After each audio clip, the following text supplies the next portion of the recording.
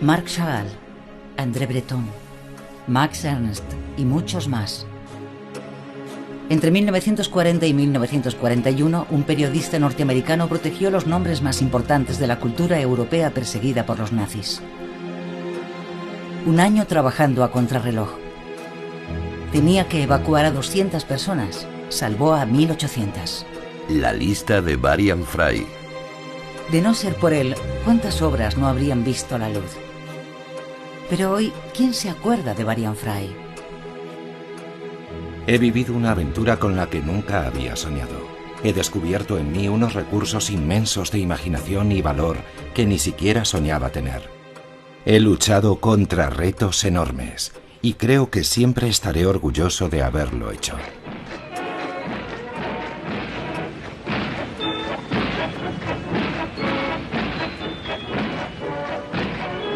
...22 de junio de 1940... la Wehrmacht desfilaba por los Campos Elíseos. Tras los tanques, Hitler había lanzado una campaña de purificación étnica y cultural. Judíos, comunistas, políticos, sindicalistas, pero también poetas, pintores, escritores y filósofos estaban en el punto de mira. La persecución de hombres e ideas se extendía por toda Europa. En Norteamérica, un grupo de intelectuales empezaba a preocuparse. Entre ellos había un periodista llamado Varian Fry. Yo sabía que entre todas esas personas atrapadas en Francia había muchos escritores, artistas y músicos cuyas obras tanto placer me habían proporcionado. Estaban en peligro y mi obligación era acudir en su ayuda. Varian Fry ya conocía los horrores del nazismo. 5 años antes, en 1935, el periódico para el que trabajaba lo había enviado a Alemania. Entonces solo tenía 27 años.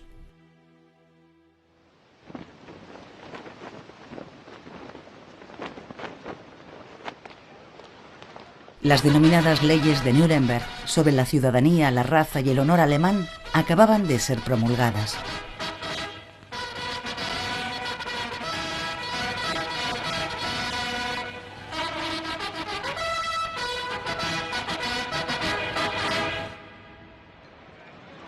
Varian Fry fue a Berlín para investigar la política antisemita de Hitler.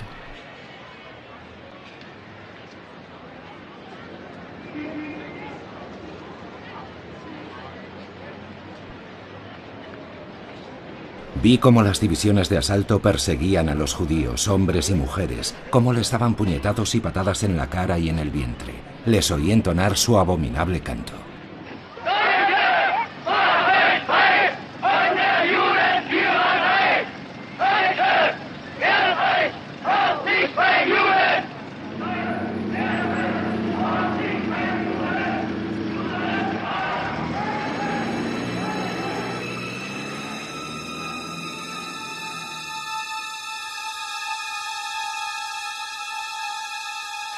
Un día que un judío se disponía a tomar una cerveza en una terraza, un joven soldado le clavó brutalmente la mano a la mesa con un puñal. Luego el soldado se jactó. Para nosotros es una fiesta.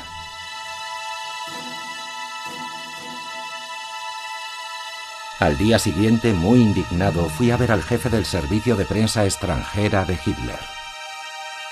Ernst Hans Stengel, procurando ser conciliador, dijo: «Los alemanes son como los demás, pero mejores».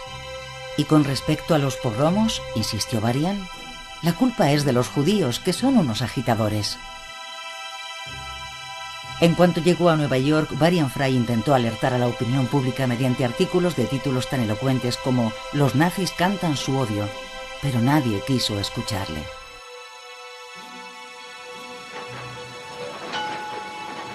En Alemania, el totalitarismo se intensificaba. Hitler quería borrar el pasado. En Mein Kampf escribió: «La decadencia es sobre todo de origen cultural». Por eso quemó el conocimiento.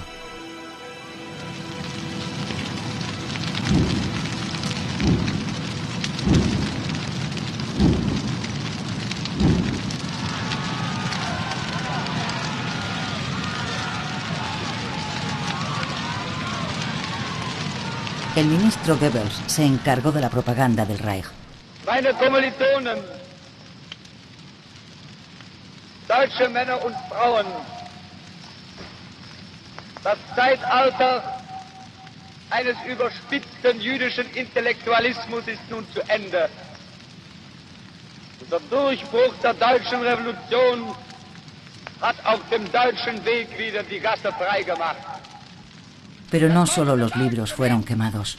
Goebbels quería acabar con lo que él llamaba el arte degenerado. Expresionismo, dadaísmo, cubismo, fauvismo, Bauhaus e impresionismo. Cerca de 5.000 obras fueron destruidas. Se consideraba a los artistas como una raza inferior de alienados, judíos y opositores políticos. El arte moderno fue condenado.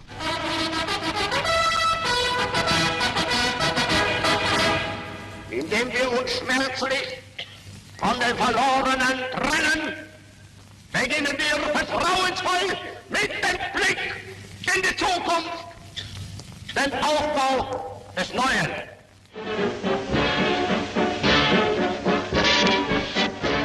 Engalanado y decorado para la ocasión, Múnich celebra con gran pompa el Día del Arte Alemán. Goebbels puso en escena dos exposiciones que enfrentaban el nuevo arte alemán al arte decadente. Una exposición que reúne las producciones más relevantes de los pintores y escultores del Tercer Reich que inaugura el Führer. Entre estas obras de arte de una calidad artística sin igual, destaca un inmenso retrato de pie del señor Hitler. Cuerpos atléticos de guerreros, heroísmo, la patria, la pureza de la raza aria.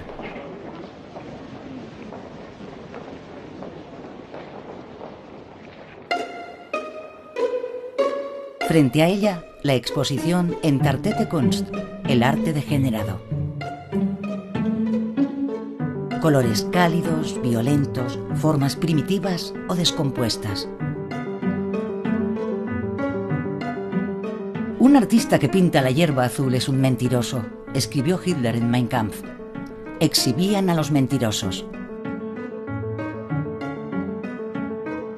Chagall, Dix, Ernst, Klee, Kandinsky, Matisse. 700 cuadros en el patíbulo. Lienzos, dibujos y esculturas. Sin embargo, todas las obras no fueron destruidas. Algunas se vendieron. Aunque degenerado, el arte podía financiar la guerra.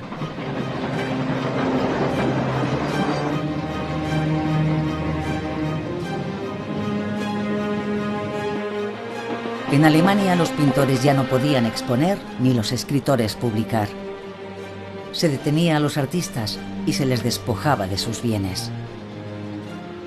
Eran judíos, pacifistas o antinazis y temían por sus vidas. Numerosos intelectuales huyeron, dejándolo todo tras de sí.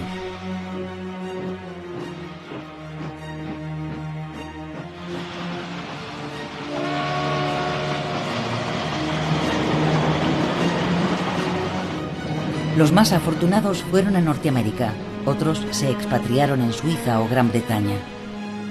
Muchos se refugiaron en París, ciudad de la luz, o en Provenza. Para ellos, Francia era el país de los derechos humanos. Los escritores alemanes Franz Werfel, Walter Benjamin, Franz Hessel o Lion Feuchtwanger se instalaron en la Costa Azul. Les habían despojado de su nacionalidad por traición al imperio alemán y a su pueblo.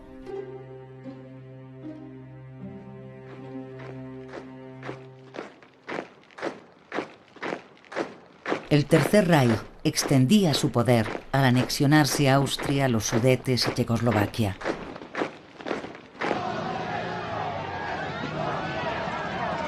En Nueva York, Marion Fry no se cruzó de brazos.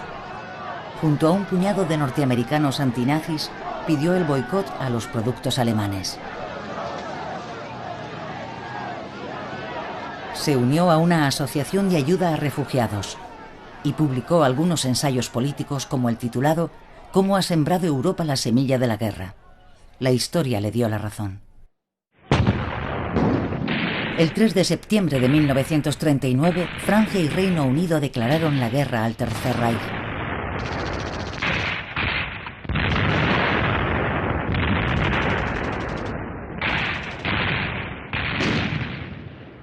A partir de ese momento, los alemanes que se habían refugiado en Francia huyendo del nazismo pasaron a ser enemigos de la República.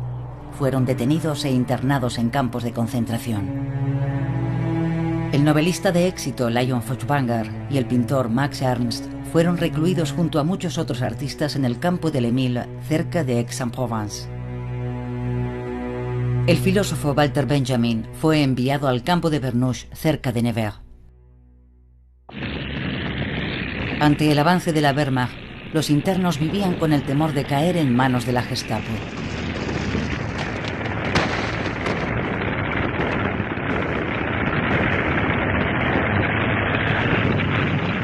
Fue la debacle. El 22 de junio de 1940 se firmó el armisticio entre Francia y Alemania. La derrota ha provocado la ruina de toda la estructura de la sociedad burguesa y republicana. Por primera vez desde hace mucho tiempo, el mariscal encarna un poder que se declara responsable ante la historia. El gobierno francés estaba obligado a entregar a las autoridades del Reich a todos los ciudadanos alemanes y austriacos designados por el régimen nazi.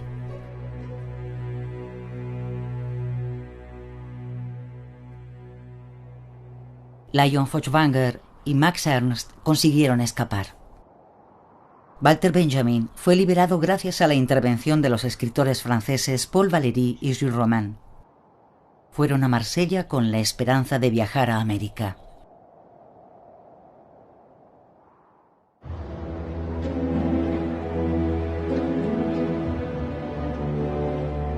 En los círculos culturales de Nueva York estaban preocupados.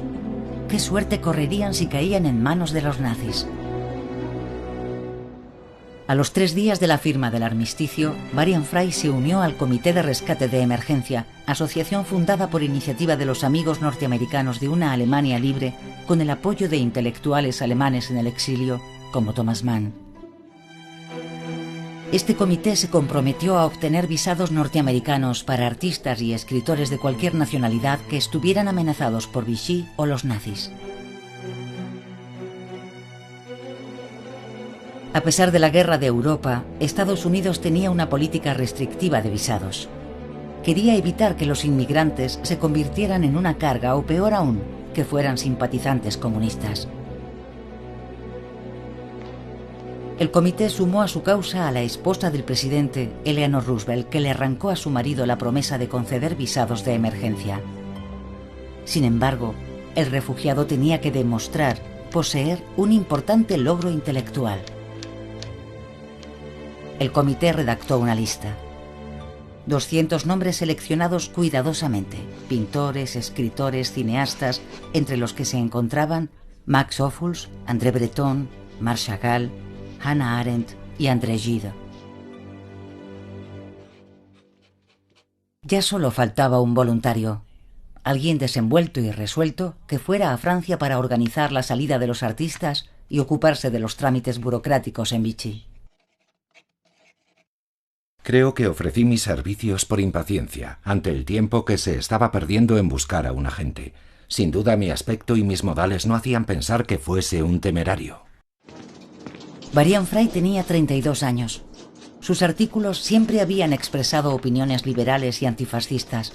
Admiraba la cultura europea y dominaba perfectamente el francés.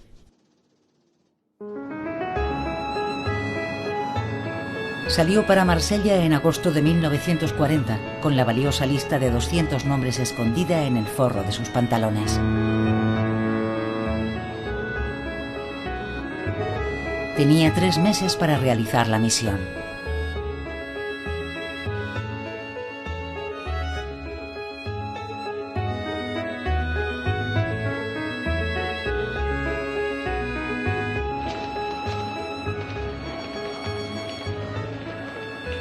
Marsella era un hervidero de refugiados de todo tipo y origen.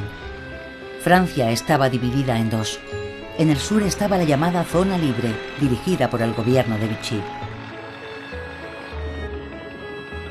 Los puertos de Marsella y Toulon estaban tomados por los exiliados que esperaban escapar por mar. Pero zarpaban pocos barcos y la policía de Pétain controlaba rigurosamente el embarque. Varian se instaló en el Hotel Splendid y se dirigió de inmediato al consulado americano.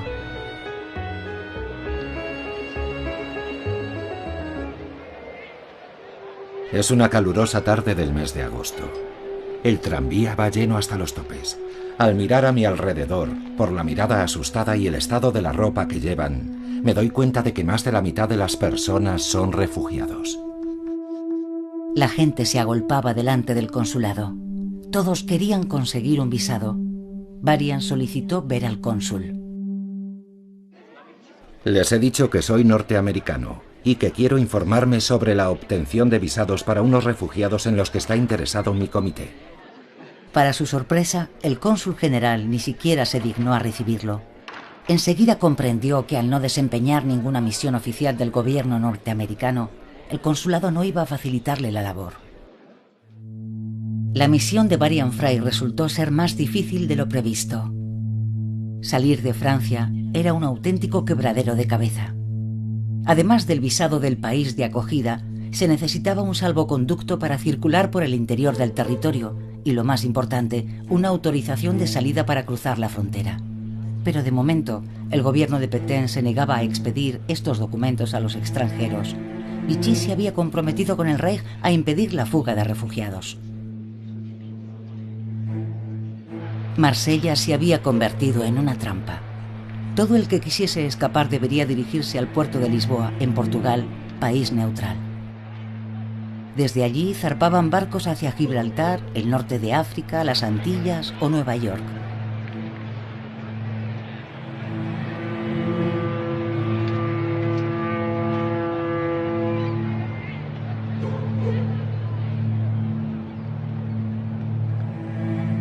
Varian Fry estableció su cuartel general en la habitación del hotel. ¿Cómo lo voy a hacer? Tengo que salvar a gente, pero a decir verdad, no sé ni cómo ni por dónde empezar. Escribió a los refugiados de la lista con dirección conocida. El precursor del fauvismo, Matisse, vivía cerca de Niza. El pintor Chagall se había instalado en Gordes. El surrealista Max Ernst había vuelto a su casa de Ardèche. Varian encontró al poeta Franz Werfel y a Alma Mahler, la viuda del compositor. La pareja se había registrado en un hotel marsellés con nombre falso. Su llegada no pasó desapercibida. El periódico local Le Petit Provençal hablaba de un ángel caído del cielo. Todavía no hace ni una semana que estoy en Marsella y la noticia se ha extendido como la pólvora. Ha venido un norteamericano de Nueva York con los bolsillos repletos de billetes y pasaportes. En Toulouse, un empresario vende a los refugiados mi nombre y mi dirección por 50 francos. Así que además de las personas de mi lista, ahora me entrevisto con otras muchas que consideran que deberían figurar en ella. Los refugiados estaban muy alterados. La mayoría no tenía papeles ni dinero. Enseguida Varian Fry se vio desbordado y tuvo que formar un equipo. Contrató a Albert Hirschman, un joven judío alemán buscado por los nazis. Gracias a un nuevo pasaporte, Hirschman se convirtió en Hermann. Albert tenía muchos contactos en Marsella y podía serle de mucha utilidad. Miriam Davenport, una norteamericana que había estudiado historia del arte en París, sería la secretaria. Charles Fawcett, un norteamericano aventurero y luchador, sería el chico para todo. Eran decididos e idealistas, creían en la libertad y los derechos humanos. El equipo se organizó y elaboró un itinerario para salir de Francia clandestinamente y llegar a Lisboa a través de España. Provistos de un visado de tránsito español, los refugiados irán en tren hasta la ciudad fronteriza de Cerbère. A continuación cruzarán los Pirineos a pie hasta Portbou, en España. La confusión de las primeras semanas tras el armisticio facilitó la labor. Había muy pocos controles y muchos de los clientes, como los llamaba Varian, consiguieron cruzar la frontera.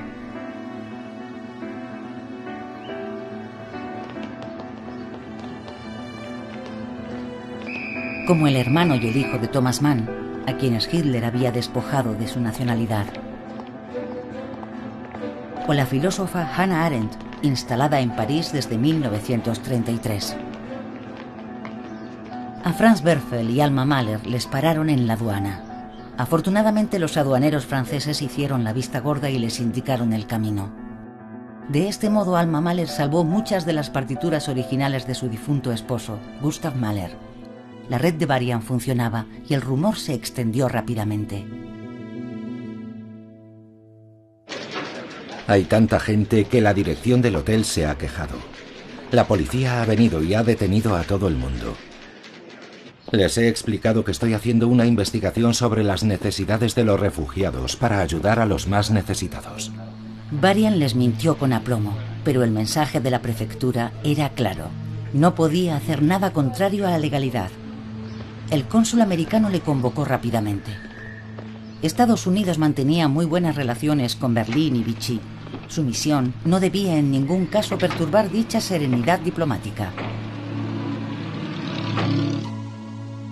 Para encubrir sus actividades, Fry creó el Centro Norteamericano de Socorro, que oficialmente iba a aportar ayuda económica a los refugiados.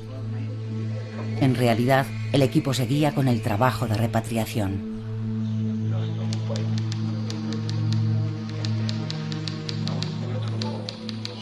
Doy dinero y consejos. A quienes ya poseen visado les explico cómo cruzar la frontera.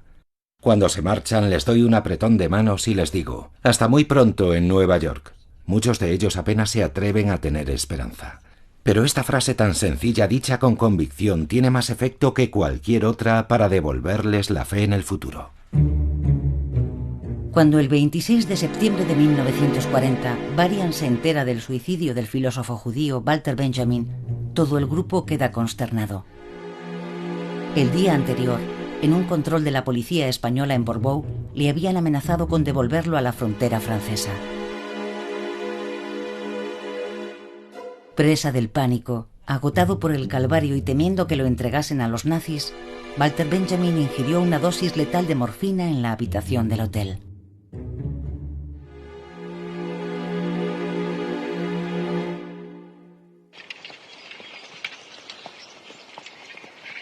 En Francia, la política de Pétain se endureció, adelantándose diligentemente a las exigencias alemanas. Es el deber de cualquier persona que se haya hecho cargo de los destinos de Francia crear el ambiente más propicio para la salvaguarda de los intereses del país. Con honor y para mantener la unidad francesa, entro hoy en la vía de la colaboración. En la radio, en el cine, la propaganda estaba en pleno apogeo.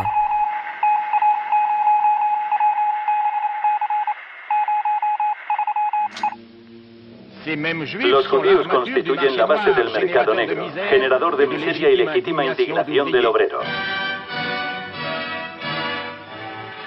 El mariscal y el presidente Laval afrontan todos estos peligros.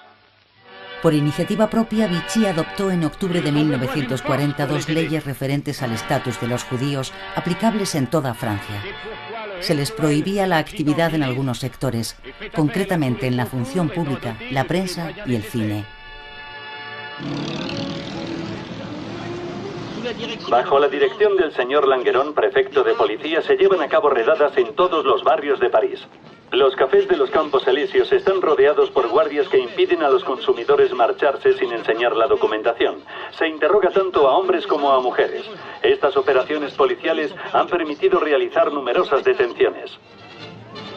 La ley del 4 de octubre de 1940 permitía el internamiento de los ciudadanos extranjeros de raza judía en campos especiales.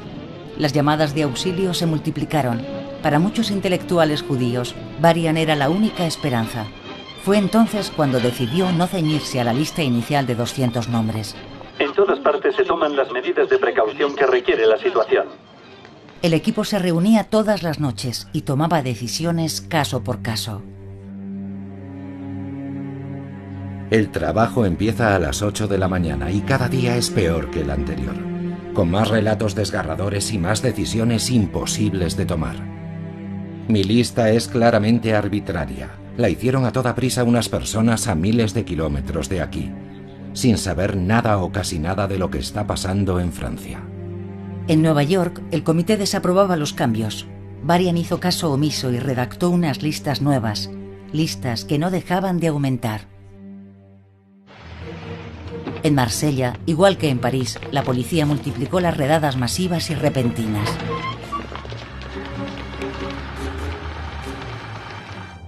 Gurs, Le Vernet, Le Mille, los campos volvían a estar llenos en la llamada zona libre. Algunos de los nombres de la lista de Varian estaban recluidos en ellos. La vida en los campos de internamiento no puede ser peor. No hay tortura como tal, como en los campos nazis, pero hay otro tipo de tortura. En algunos, los internos duermen sobre la arena húmeda. La carne de rata se ha convertido en un manjar. Debido a la dejadez de los franceses en cuestiones de higiene, la disentería se ha vuelto endémica y las fiebres tifoideas causan estragos. Varian se enteró de que la Comisión Gund, un grupo de oficiales alemanes y de agentes de la Gestapo, estaba peinando los campos de la zona sur.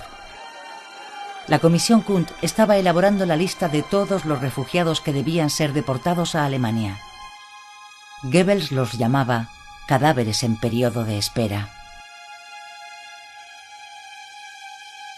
He pasado muy mala noche preguntándome cuál sería el próximo objetivo de la Gestapo y cómo sacar a los nuestros antes de que caigan en una trampa y los deporten a Alemania. He debido de tener pesadillas toda la noche porque no paraba de despertarme con el corazón acelerado, escuchando cómo llamaban a la puerta, pero cuando iba a abrir, temblando de miedo, no había nadie. Ante la urgencia de la situación, Varian empezó a aumentar las solicitudes de visados. Encontró una ayuda inesperada en el vicecónsul Hiram Bingham, que desobedeció a sus superiores para ayudarlo. Para él, cada visado expedido era una vida más que podía salvarse. Y para quienes no podían viajar con su verdadera identidad, Varian consiguió documentaciones falsas. Tenía que sacarlos de Francia como fuera. Albert Hermann empezó a elaborar la ruta. Bill Freyer, un conocido caricaturista austríaco también refugiado, se encargó de falsificar las escrituras e imitar los sellos. Varian añadió su nombre a la lista de candidatos a abandonar Francia. La clandestinidad era cara. El dinero del comité se acabó en pocas semanas. Había que conseguir dinero sin alertar a la oficina de Nueva York.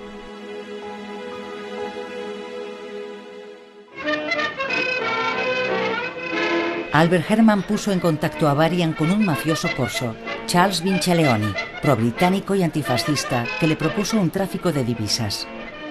Marsella estaba llena de personas que querían que su dinero estuviese a salvo en un banco norteamericano y estaban dispuestas a pagar mucho.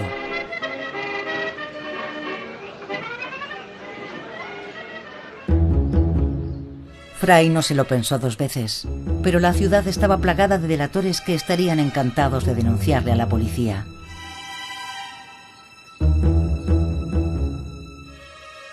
Para burlar la vigilancia de Vichy, decidió fichar a más personas. Conoció a Mary Jane Gold, una americana muy rica. Y también a Daniel Benedict, exsecretario de la Prefectura de Policía de París, que podía serle de gran ayuda para lidiar con las argucias de la administración francesa. Daniel se convirtió en su mano derecha y, sobre todo, en un amigo fiel. Un día Varian se cruzó en el hotel con unos militares alemanes de alto rango y pensó que había llegado el momento de mudarse.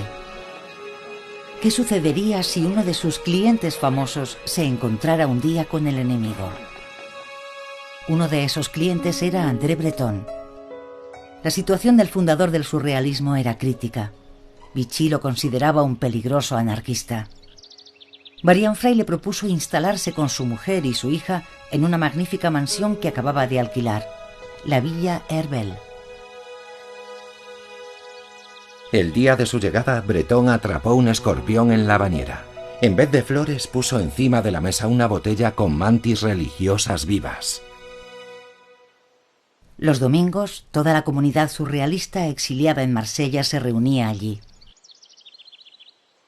el pintor Hans Bellmer, el artista cubano Wilfredo Lam, los poetas René Char y Benjamin Peret, o el escritor revolucionario Víctor Serge.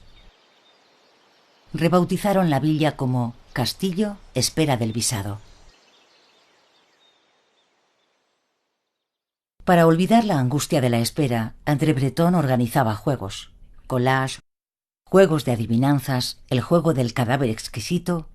Juntos se les ocurrió crear una baraja siguiendo el modelo del tarot de Marsella.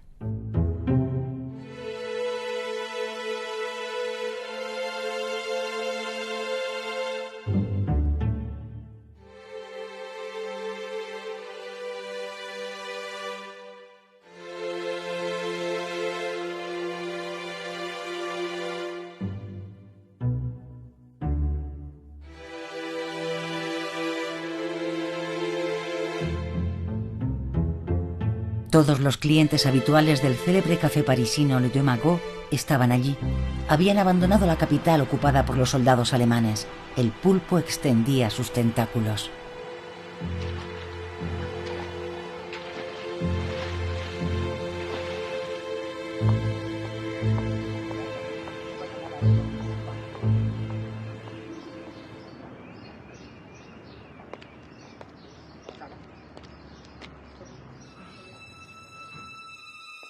París se había quedado sin artistas y los museos sin obras. Hitler ordenó que pusieran a buen recaudo todas las obras de arte.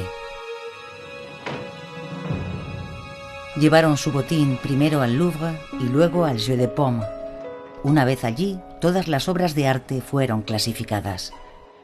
El destino del arte puro, el arte auténtico, Rembrandt, Vermeer y otros maestros antiguos, era el Museo de Linz, el futuro escaparate del esplendor de Hitler y de Alemania.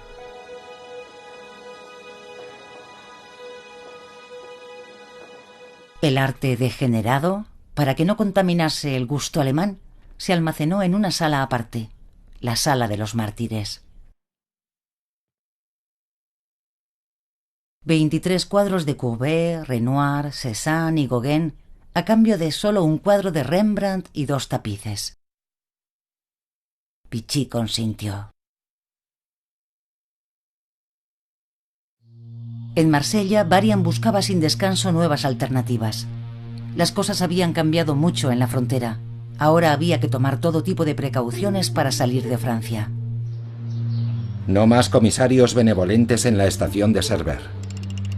Ahora, las patrullas de la Garde Mobile disparan, en vez de indicarte el camino a la libertad.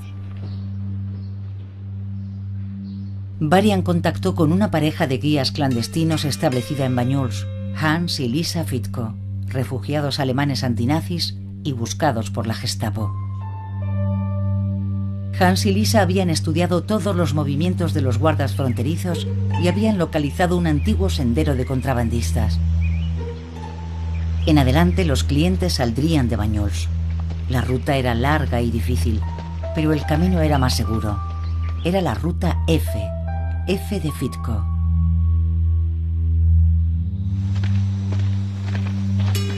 Para que ningún agente de policía se infiltre y se haga pasar por uno de los nuestros en la ruta F, le damos a cada uno de nuestros protegidos un trozo de papel de color, con un número en el extremo. Fitko tiene la otra mitad.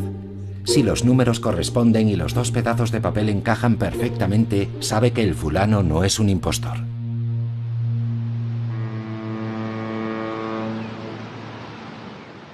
Así fue como el escritor Lion Feuchtwanger y su esposa consiguieron escapar. A su llegada a Nueva York les aguardaba toda la prensa.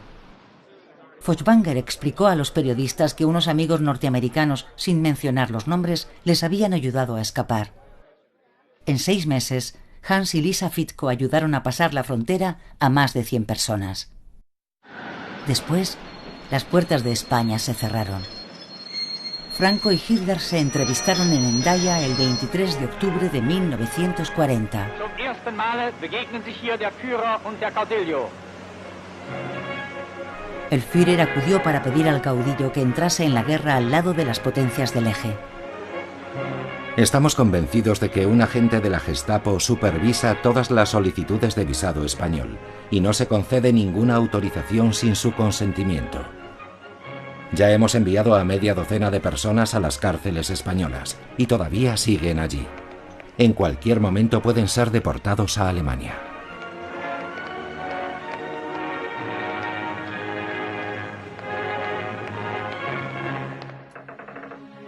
Varian llevaba 3 meses en Marsella. Estaban estrechando el cerco en torno a él. Vichy volvió a denunciarlo en el consulado. Le acusaba de falsificar documentos y sobre todo de ayudar a escapar clandestinamente a personas. El cónsul general le pidió que abandonase Francia de inmediato. Frey se negó a partir hasta que no le encontrasen un sustituto. Vichy buscaba pruebas. El equipo extremó la vigilancia. Buscaron micrófonos. Hablaban con los grifos abiertos para tapar las conversaciones. Entregaron toda la información confidencial a los refugiados que estaban a punto de salir para Estados Unidos. Escribimos a máquina los informes en tiras largas de papel fino y las pegamos entre sí.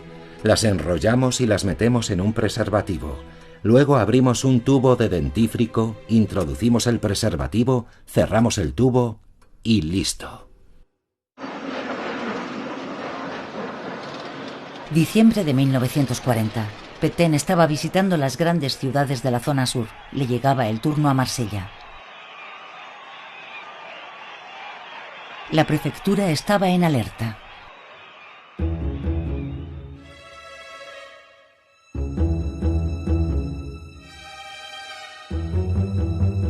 La policía hizo una batida en la villa Herbel.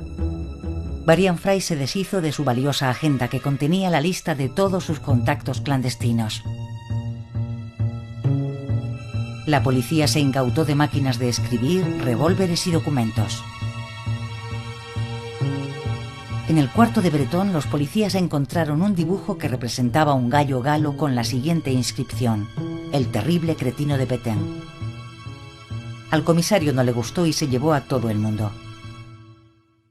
Varian Frey, André Breton, Daniel Benedict, Victor Serge y Mary Jane Gold, junto con otras 600 personas, fueron encerrados en un carguero que estaba atracado en el puerto.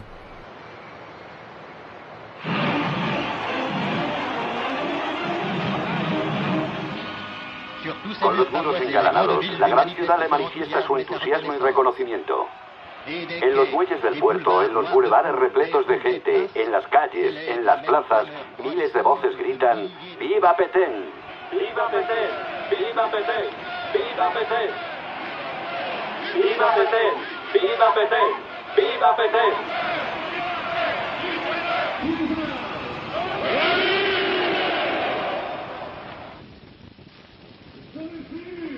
La fiesta petanista fue un auténtico éxito.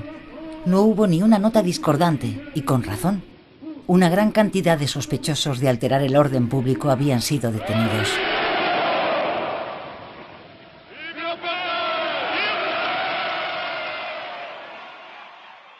Frey y sus cómplices fueron puestos en libertad al cabo de 4 días.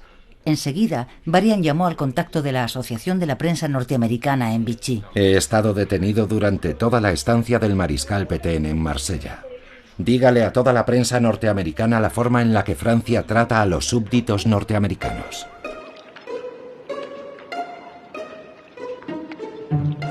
Aquel año el invierno fue particularmente frío.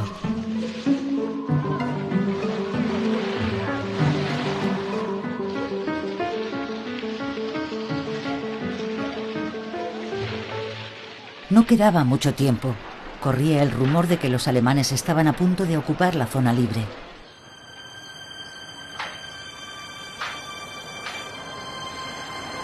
Hay un ambiente tenso, y sabemos que pase lo que pase, las cosas no van a arreglarse para los refugiados ni para los franceses que se oponen a la política de colaboración.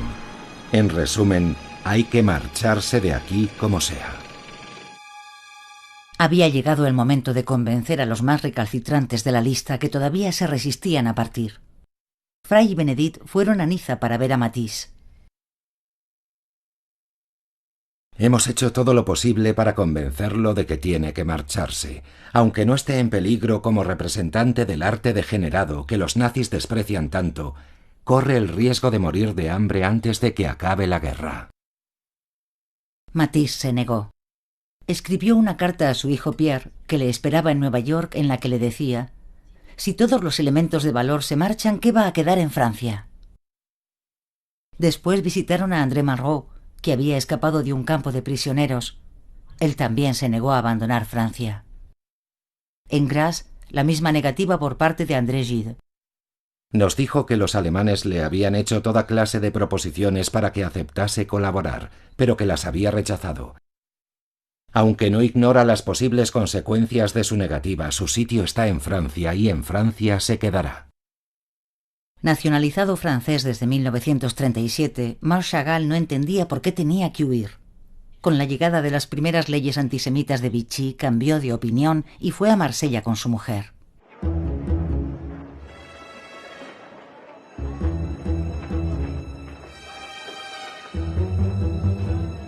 A los pocos días de llegar, fue detenido por la policía que buscaba a judíos en los hoteles de la ciudad. Varian llamó por teléfono a la comisaría rápidamente.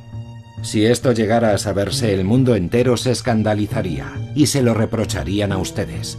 Si no sale en media hora, llamaré al New York Times y les daré la información. A los 10 minutos, Chagall fue liberado.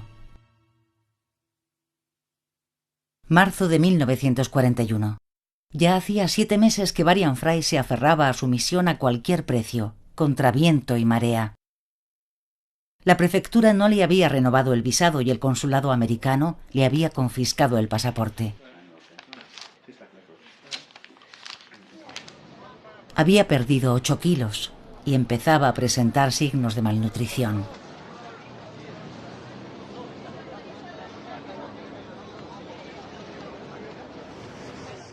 Tenemos tanta hambre que nos comemos los peces de colores de los estanques, y por muy poco apetitosa que sea la comida, rebañamos los platos. A pesar de las privaciones, en Herbel reinaba un ambiente alegre. El pintor Max Ernst se había unido al grupo. Los surrealistas organizaban exposiciones en el jardín y hacían subastas ficticias de los cuadros.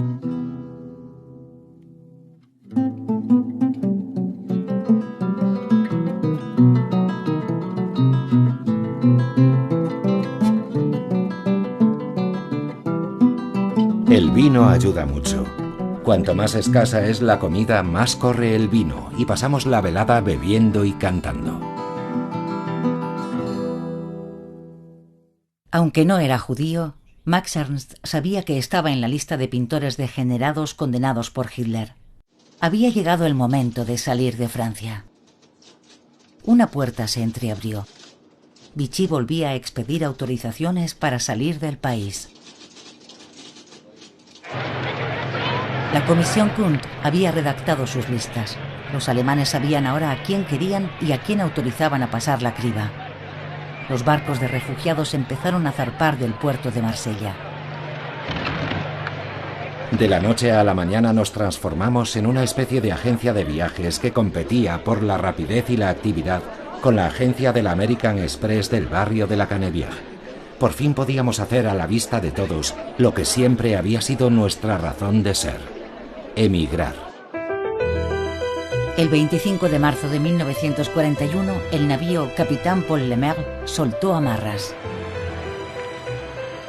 André Breton, Victor Serge, Wilfredo Lam, Anna Segers.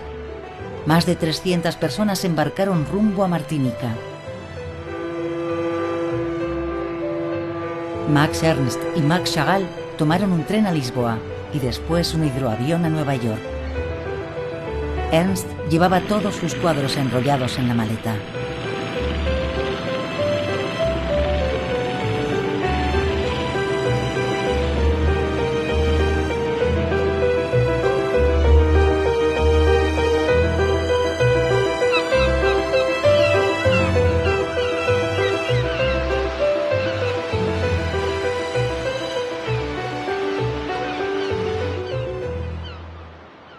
Aunque aquella primavera conocimos más triunfos que fracasos, siempre la recordaré como una época muy difícil, que desembocó en una serie de crisis y catástrofes. Alrededor de Varian empezaron a rodar cabezas. Bill Fryer, el falsificador del grupo, fue delatado y detenido. Lo llevaron al campo de Le Vernet y más tarde fue deportado a Dachau. El vicecónsul Hiram Bingham fue destituido por expedir demasiados visados. Varian perdía a su mejor aliado en el consulado.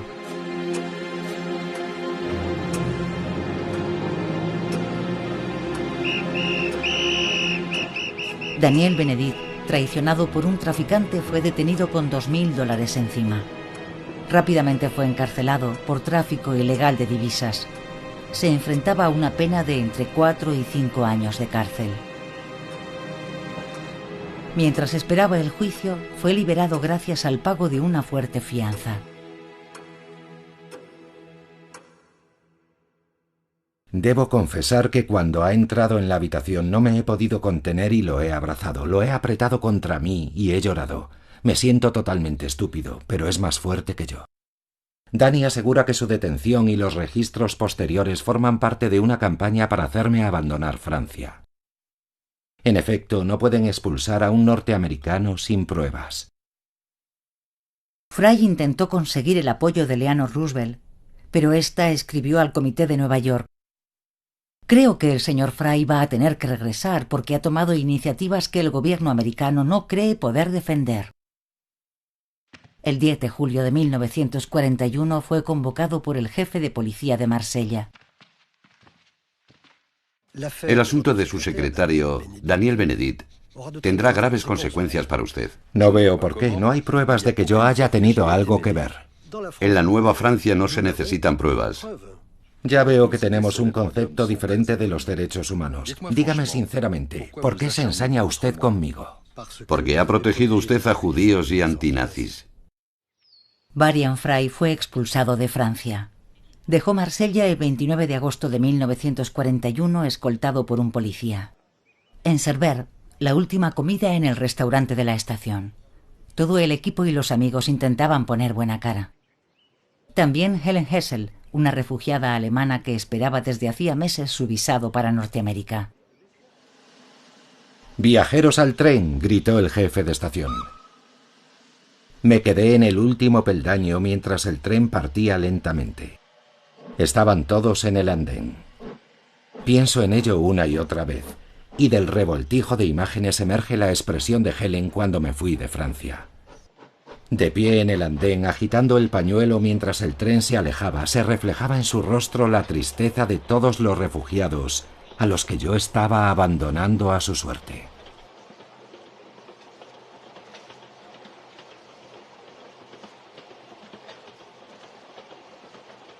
Varian Fry llegó a Marsella en agosto de 1940 para quedarse 3 meses y resistió todo un año. Debía repatriar a 200 personas. Salvó a 1800.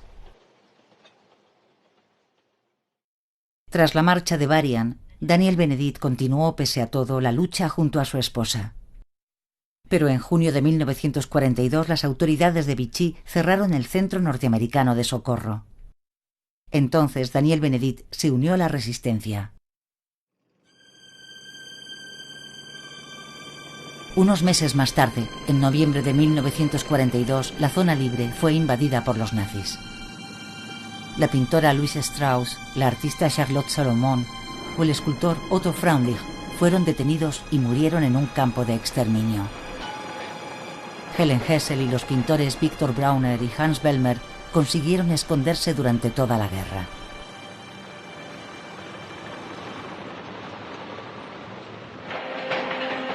En Nueva York, Varian siguió luchando. Alertó a la opinión pública sobre la matanza de judíos en Europa. Criticó a Norteamérica por abrir los brazos a regañadientes. Una vez más no lo escucharon. Su tesón molestaba. Escribió un libro para contar su misión en Marsella.